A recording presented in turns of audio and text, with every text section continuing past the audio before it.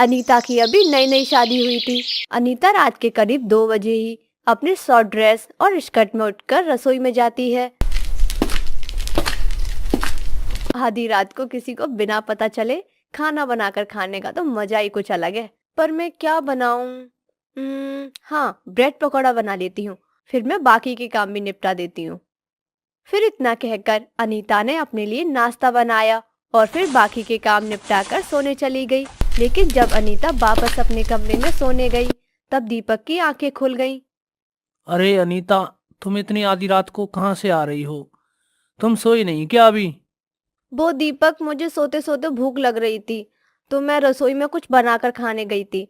वैसे मुझे रात की रसोई बहुत पसंद है और इतनी गर्मी है तो मुझे रात को खाना बनाना ही अच्छा लगता है।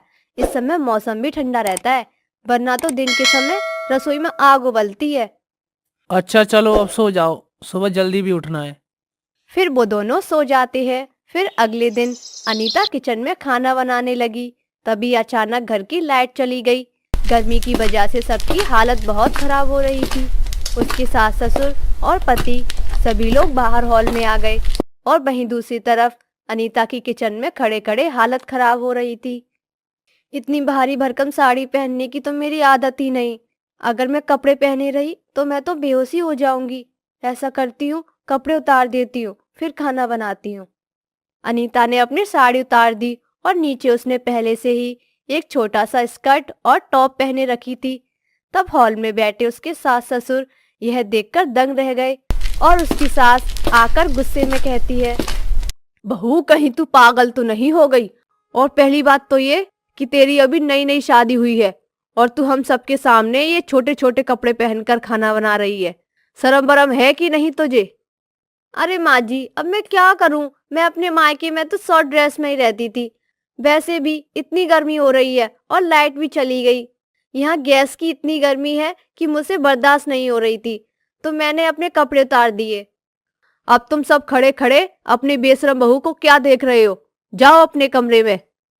ठीक है माँ, चलो पिताजी। फिर सब अपने अपने कमरे में चले गए और दीपक भी घर से बाहर निकल गया। और अब अनीता ने अपने शॉर्ट कपड़ों में ही सारा खाना बनाया और टेबल पर लगा दिया। अरे बेशरम, अब तो कपड़े पहन ले, अब तो खाना भी बन गया। ठीक है माँ जी। अनीता साड़ी पहनकर बाहर आ गई। तब सबने खाना खाया और आराम करने लगे।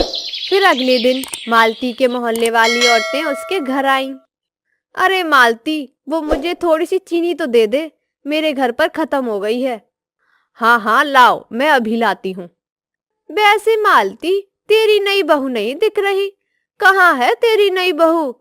जरा हम भी तो देख लें, कितनी सुंदर बहू लाई है तू।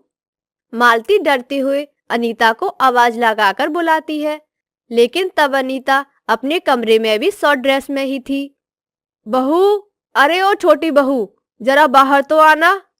जी माँ जी, अभी आई।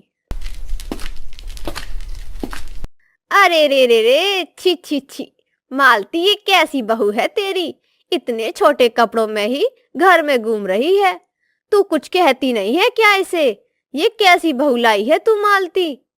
अरे मालती, अब तू ही अपनी बहू को समझा कर रख। तू ही सभी की बहुओं की चुगली करती थी, इसने तो तेरी नाक ही कटवा दी। बड़ी बेशरम बहू है ये तो। आंटी जी, ये लो चीनी, और आप अपने घर पर ध्यान रखो, ना कि किसी और के घर में। फिर वो सब वहां से चली जाती हैं। तब देखा बहू, आज तेरी वजह से मुझे कितना कुछ सुनना पड़ा।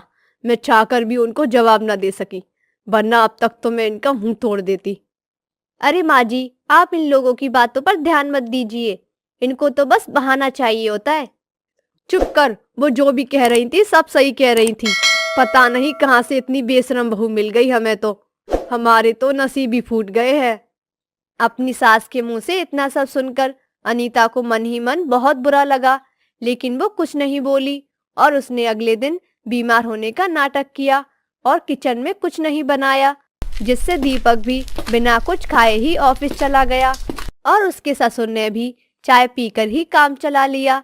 लेकिन दोपहर के समय जब खाना बनाने का समय आया तो अनीता की सास रसोई में गई और खाना बनाने लगी। तब उसे भी गर्मी लगने लगी और वो बेहोश होकर गिर गई तब डॉक्टर आए और उसका इलाज किया।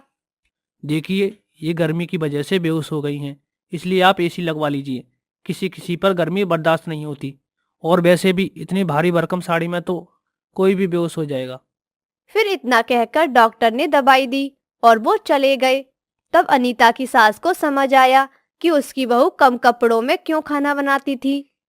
बहू, मुझे माफ कर दो। अब मुझे समझ आ गया है कि तू खाना बनाते समय कपड़े क्यों उतार देती थी।